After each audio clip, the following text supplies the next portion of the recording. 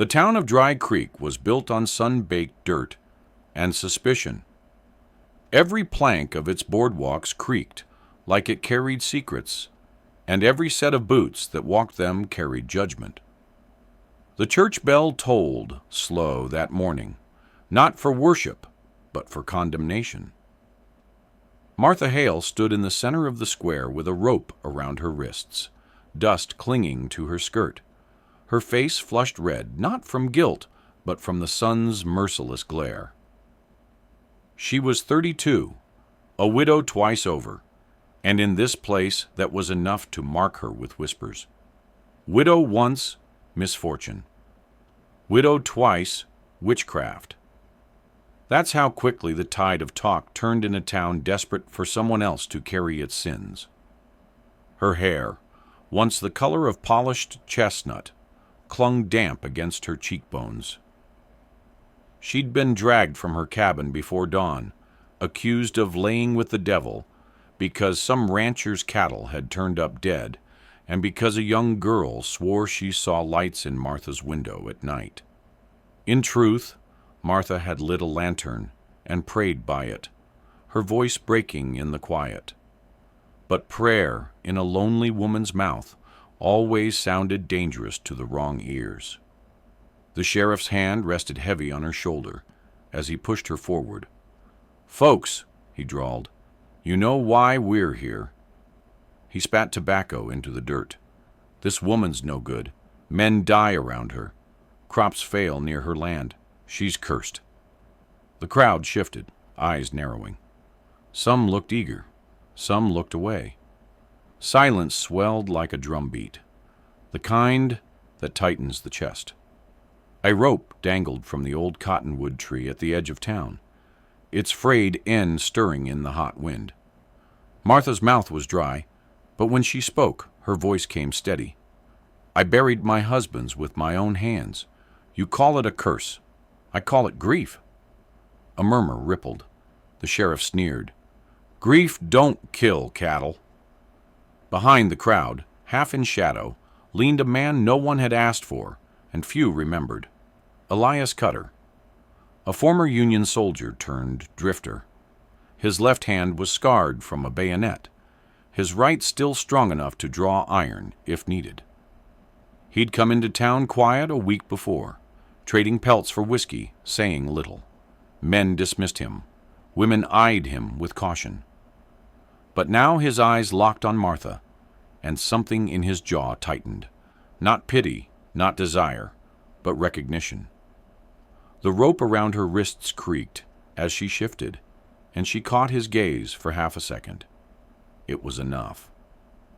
The sheriff lifted the noose high in his hand, showing the crowd the fate they'd already decided. The noose was the town's answer to everything it didn't understand. Dust swirled around Martha's boots. A child whimpered in the crowd. And Elias Cutter stepped forward, slow, deliberate, his boots heavy on the boards. The moment stretched thin as the rope itself. Elias Cutter had no intention of staying long in Dry Creek. He'd sworn, years ago, never to tie himself to another town, another cause, another woman's fate. He carried too many ghosts already. Comrades who bled out in the mud at Shiloh. A wife who died in childbirth while he was off fighting for someone else's freedom. He believed himself a man cut adrift. Safer that way. Safer for him. Safer for others. But there was something about the way Martha Hale stood there, rope-bitten wrists trembling, yet chin lifted, as if she refused to bend even at the gallows' shadow. That stirred the part of him he thought he'd killed. The sheriff was tightening the noose, thick fingers working the knot. The crowd leaned in. One man spat at Martha's boots. Another woman muttered a prayer, not for Martha, but for her own safety, that whatever evil lay in the widow's blood wouldn't spill into theirs. Elias's boots struck the dirt like a drum as he walked forward. The sound cut through the murmurs. That's enough." His voice was low, but it carried. The kind of voice that came from a man who'd given orders on battlefields and seen them obeyed. The sheriff froze, then turned slow. "What's that?" "I said," Elias repeated. "That's enough." A ripple of disbelief passed through the crowd. Who was this drifter to interfere in Dry Creek's justice? The sheriff gave a dry chuckle, though his eyes narrowed. "You from around here, stranger?" "No." Elias's jaw worked, his scarred hand flexing at his side. "And maybe that's why I can see clearer than the lot of you." His gaze swept over the townsfolk. "She hasn't been tried. She hasn't been heard. You string her up, you're no better than a pack of coyotes tearing at a carcass 'cause you smelled fear." A hush fell. Martha's breath caught, not from hope exactly, but from the shock that anyone had spoken for her at all. The sheriff's lip curled. "She don't need a trial. Folks know what she is." "And what's that?" Elias stepped closer, boots scuffing the dirt between them. The tension crackled like summer lightning. "A woman who outlived men too weak to see her through? A widow who prays by lamp when the rest of you hide in dark? That's no crime." The sheriff's hand went to his holster, slow, threatening. The townsfolk shifted, torn between bloodlust and unease. And then a sound, small but sharp, a child's voice piping up from the crowd. "She gave me bread last winter, when Pa couldn't." Heads turned. It was a boy, no more than 8, clutching his mother's skirts. The woman tried to shush him, but the words were loose, and the crowd couldn't unhear them. It was the first crack. Small, fragile, but enough to shift the air. Elias met Martha's eyes again. They burned, not with gratitude, not yet, but with a flicker of something dangerously close to life. The sheriff scowled. "This ain't your fight, soldier. Walk away, for I bury you too." Elias's hand brushed the worn grip of his revolver. He wasn't aiming yet, just reminding the world he carried it. "I've buried more men than you'll ever count," he said, quiet and steady. "But I won't bury one more because a town was too coward to look itself in the mirror." The wind caught the noose and swung it gently, like a pendulum counting down seconds neither of them could afford. The cottonwood tree stood like a silent witness, its branches black against the noonday glare. The noose swayed gently, its shadow cutting across Martha Hale's face like a scar that hadn't yet been earned. The sheriff's boots ground against the dirt as he shifted his stance, hand resting heavy on his holster. His eyes, narrow and gleaming with a mean sort of confidence, stayed locked on Elias Cutter. "You best think real careful," the sheriff said, his drawl sharp as a knife's edge. "One woman's not worth dying for, not this one." Martha's throat tightened at those words. Not this one. It was the same echo she'd heard, whispered for years, after her first husband drowned in the spring flood, after her second fell beneath a horse's hooves. Men muttered it when she walked into the general store. Women hissed it through the cracks of her door.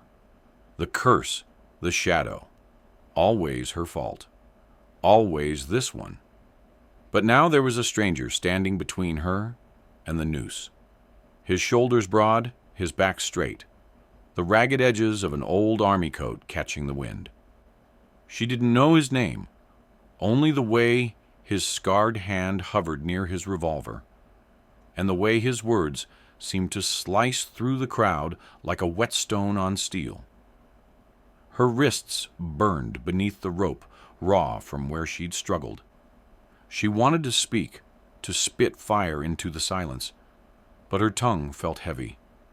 Instead, a ragged whisper slipped out. "It hurts," But don't stop."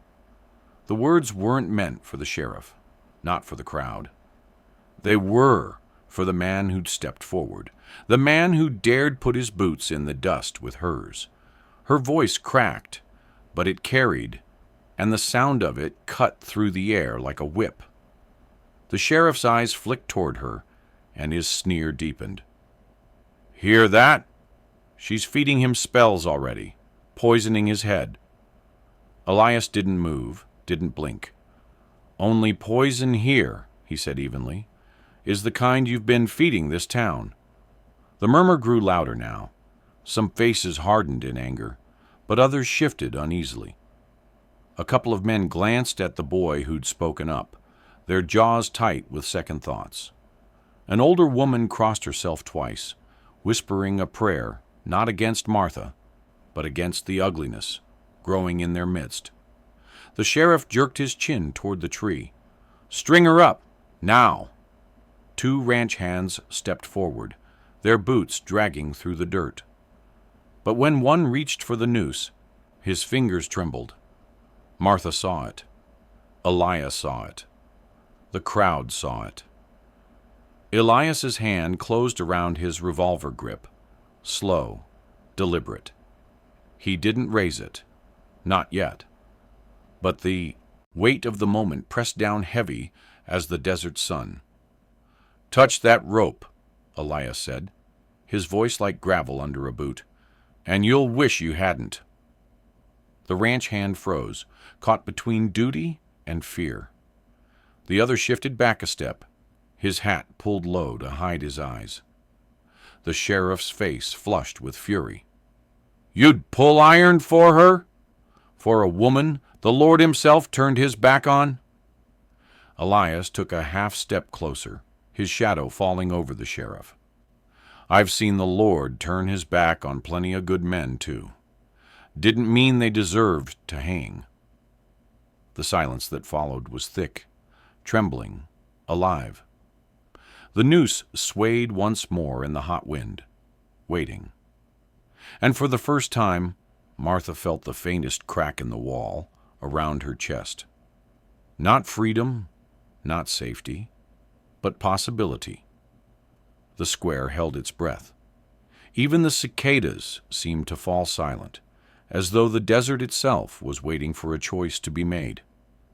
Elias Cutter's hand lingered on the grip of his revolver, steady as a stone. He didn't want to draw it. God knew he was tired of killing. But the weight of the moment pressed on him like the barrel of a loaded rifle. And if he didn't act, he knew the rope would. The sheriff spat in the dirt. "You're making a mistake, stranger." "Already made plenty," Elias said, voice flat. "One more won't break me." The sheriff's lip curled. Then, fast as a rattler's strike, his hand snapped to his holster. Steel flashed in the sun. Elias moved before thought. Muscle memory from 100 battlefields. His revolver cleared leather and fired in one smooth motion. The crack tore through the still air, echoing off the clapboard buildings. The sheriff's gun clattered to the ground. His wrist shredded red where the bullet bit. He howled, clutching his arm. The crowd gasped, a wave of panic and fury rolling through them. Martha flinched at the gunshot, dust stinging her eyes, heart pounding so hard she thought it might burst. The rope burned deeper into her wrists as she twisted, not from fear, but from the sudden realization. The tide had shifted. Someone had drawn blood for her, and not in condemnation, but in defense. "Anyone else?" Elias's voice thundered across the square. His revolver swung just enough to remind them it was loaded. "Step up if you're eager to die for a lie." The ranch hands who had reached for the noose stumbled back, eyes wide, hands raised. The crowd murmured, restless, torn between outrage and the seed of doubt now planted in their chests. And then a sound broke the tension. Not a shot, not a shout. A horse tied near the saloon stamped, and snorted. It refused to move forward when its rider jerked the reins, digging in stubborn as a mule. Dust swirled around its hooves. The rider cursed, yanking harder, but the beast only tossed its head, eyes rolling white, refusing to approach the gallows tree. The crowd saw it. They couldn't unsee it. Some muttered about omens.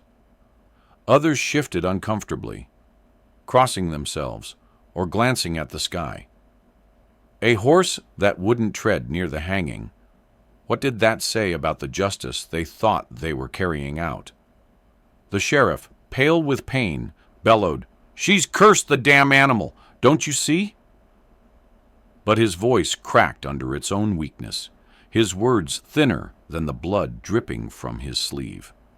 Elias stepped closer to Martha, lowering his voice so only she could hear. "When I cut you loose, you run. Don't look back." Her eyes lifted to his, fierce despite the rope burn on her skin. "If I run, they'll call me guilty." "You're already guilty in their eyes." He worked his blade quick and sharp against the rope at her wrists. "Might as well live with it." The hemp snapped. The rope fell away. Blood rushed back into Martha's hands, tingling, painful, alive. The crowd erupted, some shouting in fury, some gasping in awe, some too frozen to move. The sheriff, still clutching his bleeding arm, snarled through gritted teeth, "Don't let her go. She'll damn us all." Martha's legs trembled as she stepped free of the nooses shadow. For the first time in years, she wasn't bound. But freedom in Dry Creek was more dangerous than rope. Elias raised his revolver once more, his voice a growl that carried like thunder. "Then damn me instead." The moment the rope dropped, Dry Creek fractured like a pane of glass hit by a hammer. Some townsfolk surged forward, others stumbled back, and the sheriff's curses echoed against the clapboard walls. Elias Cutter's hand found Martha's elbow, steadying her before her knees buckled. "Move!" he barked, voice low, urgent. "Now!" Her legs wavered, but she followed, skirts snagging on splinters and stones as he shoved them both toward the edge of the square. The air was thick with dust and rage. Men shouted, women cried out. Somewhere behind, the wounded sheriff howled, "Stop them! Don't let that witch loose!" Boots pounded after them. Elias fired a warning shot into the sky. The crack split the noon silence, scattering crows from the cottonwood tree. For a heartbeat, the crowd hesitated. That was all he needed. They reached the hitching rail. Horses stamped and snorted, skittish from the gunfire. Elias grabbed the reins of a black gelding, throwing a hand down to Martha. "Up!" Her wrists burned, raw from the rope, but she didn't hesitate. She hauled herself onto the saddle, breath ragged. Elias swung up behind her in one motion, Boots finding the stirrups like he'd done it 1,000 times before. The sheriff's men were pushing forward now, some with rifles, some with nothing but fists and fury. "Go!" Martha gasped. Elias dug his heels into the gelding's flanks. The horse lunged forward, nearly unseating them both. Dust exploded beneath its hooves as they tore down Main Street, past the saloon, past the church, whose bell still tolled, uselessly in the wind. Bullets cracked behind them. Wood splintered as a round slammed into the post beside Martha's shoulder. She ducked, choking on dust, her heart hammering in her throat. Elias leaned low over her, his voice rough but steady. "Hold on." The geldings surged harder, muscles bunching beneath them.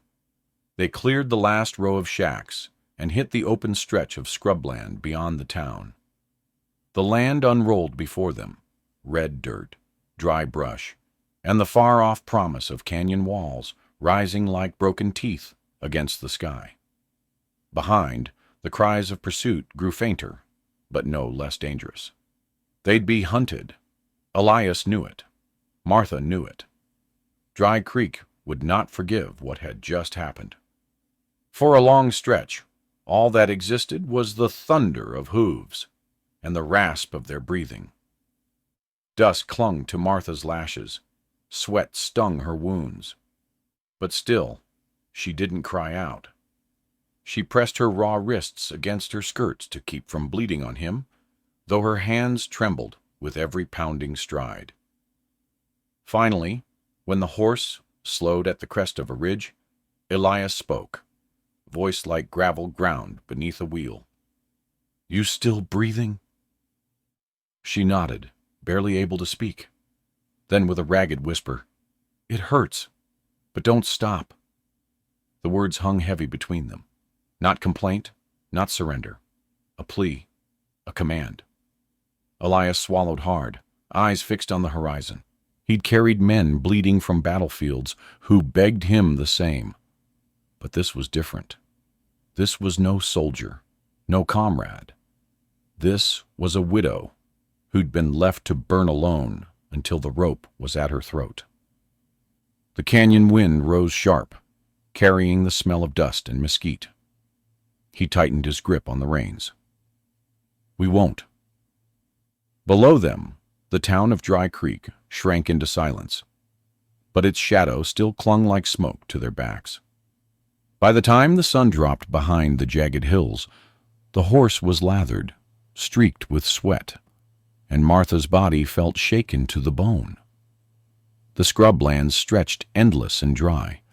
The earth cracked like old skin. No riders followed close enough to see, but Elias Cutter knew pursuit didn't end with sunset. A man like the sheriff would send dogs, men hungry for coin, maybe worse. He guided the gelding into a shallow canyon where cottonwoods leaned over a thin trickle of water. The branches swayed in the dusk breeze, whispering like voices too tired to pray. "Here," Elias muttered, swinging down. His knees cracked as his boots hit dirt. He caught Martha's waist, lowering her from the saddle before her legs gave way. She sank against the tree's trunk, breath ragged. The fire he built was small, just enough to keep the cold night wind from cutting their bones. The flames hissed when he laid green mesquite on them, and smoke coiled slow into the sky. Martha sat silent, her wrists resting in her lap.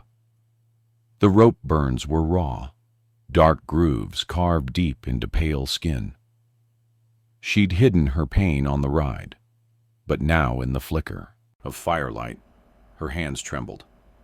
Elias crouched near, his scarred fingers working a strip of cloth torn from his own sleeve. "Let me see." She stiffened, chin lifting. "I can tend myself."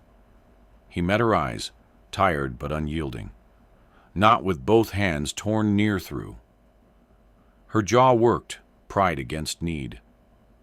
At last she extended her wrists. He took them gently, turning them in his rough palms. The skin was hot, the grooves angry red, some bleeding still. He dabbed them with water from his canteen, the chill making her flinch. "It hurts," she whispered. "I know." He wound the cloth slow, steady. His touch was careful, too careful for a man who had once gutted enemies in the mud. "But you'll keep the hands. Seen worse." The silence stretched long. Fire popped. Coyotes called in the distance.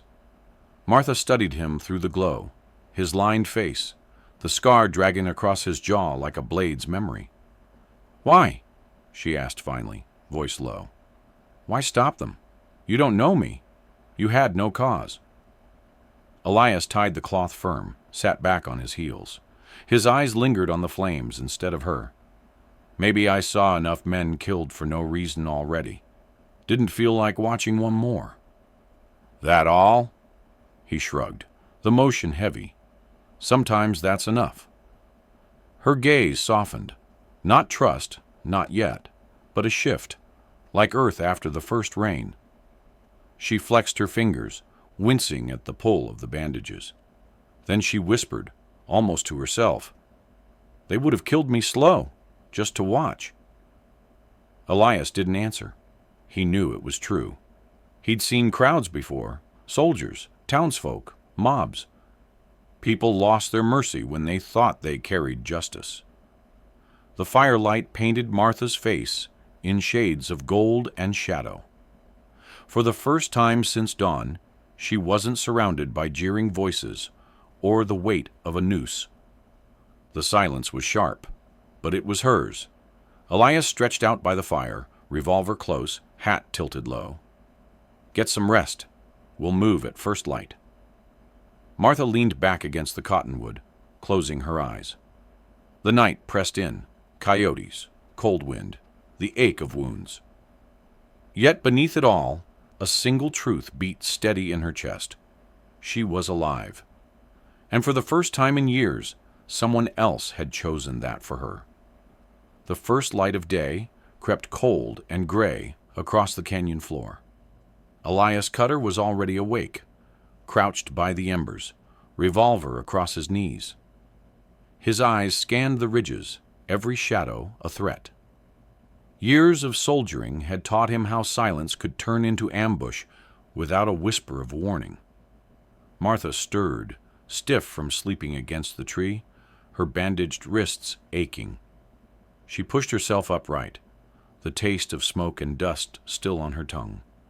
Her eyes found him there, in the dawn light, shoulders squared, jaw set hard as stone. He looked less like a man and more like some weathered piece of the earth itself, scarred, immovable, enduring. "You didn't sleep," she murmured. "Don't," he answered, eyes still on the ridge. Her voice was soft but edged. "You think they'll come?" "I know they will." He rose, holstering his revolver, then moved to the horse, tightening the cinch. "Sheriff's pride won't let this go. He'll hunt us till one of us is in the ground." Martha felt the weight of his words settle in her chest. Us. Not just her. Him too. The sound came then, faint at first, like the distant crack of kindling. Hooves. More than one. Echoing across the rock. Elias's hand went to his rifle, pulling it from the saddle scabbard. He motioned Martha low behind the cottonwood. "Stay down. Don't move." But she didn't crouch. Her eyes burned with something rawer than fear. "I won't hide while you bleed for me." His jaw flexed, teeth grinding. "Woman, I ain't asking." Before more words could cut between them, a shot rang out. Bark exploded from the cottonwood, inches above Martha's head. She dropped then, breath ragged, palms pressed into the dirt. Elias returned fire, his rifle cracking once, twice. A rider's horse screamed from the ridge and bolted, throwing its man into the rocks. The others pulled back, shouting curses, dust rising in frantic clouds. Martha peered up, heart hammering. Elias stood firm, firing again, every shot precise, every movement deliberate. Not wild rage, not blind panic, just a soldier's rhythm, death as discipline. But when the riders fell back beyond range, silence thudded heavy again. Elias lowered the rifle, sweat streaking his brow, despite the morning chill. His eyes cut toward her. "You still breathing?" She nodded, though her throat felt like sand. "You're not doing this alone," she said hoarsely. Elias studied her, chest rising slow. He wanted to argue. He wanted to shove her back into silence, into safety she didn't believe in. But the way she looked at him, wrists raw, eyes unbroken, told him she'd rather die standing beside him than live hiding behind. He wiped the rifle barrel against his sleeve, then slung it back across his shoulder. Then we moved together. The sun broke fully then, spilling fire over the canyon walls. Their shadows stretched long against the dirt, two figures bound not by rope, but by something far heavier. By noon the sun was high, a white coin hammered into the sky. The land stretched barren, heat rippling off the dirt. Martha's lips were cracked, her throat raw. Elias guided the gelding off a narrow trail into a hollow where an old homestead leaned against the scrub, walls sagging, roof half-caved, door swinging on rusted hinges. It smelled of dust, dry rot, and memories long gone. No one had lived there in years. That made it safe enough. "Inside," Elias said, tying off the horse in the shade. His voice was tired, but his eyes kept cutting back toward the horizon, always measuring distance, always waiting for pursuit. Martha stepped into the cabin. Light fell in sharp bars through broken slats, turning the air into stripes of gold and shadow. The floor creaked beneath her boots. A table stood in the corner, one leg missing, and the ashes of a long dead fire scattered across the hearth. And there, by the wall, a coil of rope, old hemp, frayed and stiff. Her chest tightened. For a moment she couldn't move. The sight of it struck harder than any gunshot. Elias followed her gaze. His jaw clenched. He crossed the room, lifted the rope in his scarred hands. The fibers crumbled slightly, but still it looped like the noose that had almost taken her life. "Leave it," Martha said sharply, her voice breaking. He didn't. He set it on the table, staring at it like a battlefield relic. "Funny thing," he muttered. "Rope don't carry guilt. Just wait. It's the hands that tie it that damn themselves." Martha's fists balled. "That's easy for you. They didn't drag you through the dirt with it." Her words echoed too loud in the hollow house. She turned away, pressing her bandaged wrists against her skirts, her breath ragged. Elias was quiet a long while. Then the sound of steel whispered, his knife sliding free. He cut a piece from the coil, maybe 2 feet long. His hands worked steady, slow, whittling the ends, binding it into a rough knot. Finally, he carried it outside. Martha followed despite herself. He dropped the piece into the fire pit he'd built from broken stones, struck flint, sparks. Flame caught the dry grass, then licked at the rope. The hemp hissed, black smoke curling into the sky. Martha stood frozen, watching it writhe in the fire. The smell was sharp, bitter, too close to memory. Elias's voice was low. "This rope won't touch you again." She stared at the flames, something hot rising in her chest, not just anger, not just grief. Something fiercer, tangled and alive. She whispered, barely audible, "They'll make another." "Then we'll burn that one too." He met her eyes, steady. "One by one, if we have to." The fire snapped, devouring the rope until it was nothing but black ash scattered on the wind. For the first time since the square at Dry Creek, Martha felt her lungs draw full, unbroken breath. It still hurt. Everything still hurt. But in the curl of smoke rising from the ash, there was a strange, aching kind of relief. The fire in the pit had burned low, only a skeleton of coals glowing in the dusk. Martha sat near the hearth of the ruined cabin, her wrists wrapped neat in Elias's cloth strips, her breath steady for the first time since the rope had dropped from her hands. The silence carried a strange weight, not peace, but the pause before a storm. Elias stood in the doorway, rifle cradled, eyes scanning the horizon. The light was falling quick, the sky a bruised purple. His shoulders were tense as coiled wire. He'd felt it all day. Pursuit hanging just out of sight, the way wolves shadow prey, until the moment came to strike. And then the moment came. Hooves, not distant this time, but close. Sharp, multiplying, dust rising in the hollow. Elias's voice cut low and hard. "They've found us." Martha's heart jolted, her body stiffening. She rose, her hand gripping the broken edge of the table as if it might serve as a weapon. "How many?" "Enough." His jaw clenched. He pulled his revolver, set it on the sill. "Stay low." The first riders spilled into the clearing, rifles glinting in the last light. 6 men, maybe 7. And behind them, arm bound tight and face twisted with hate, rode the sheriff himself. His voice carried sharp across the hollow. "Thought you could run, witch? Thought you could steal a hero from this town?" His laugh was jagged. "All you bought yourself was a longer rope." Martha's throat burned at the word. Rope. Always rope. She pressed her back to the wall, but her eyes stayed fixed on Elias's scarred silhouette. He didn't waver.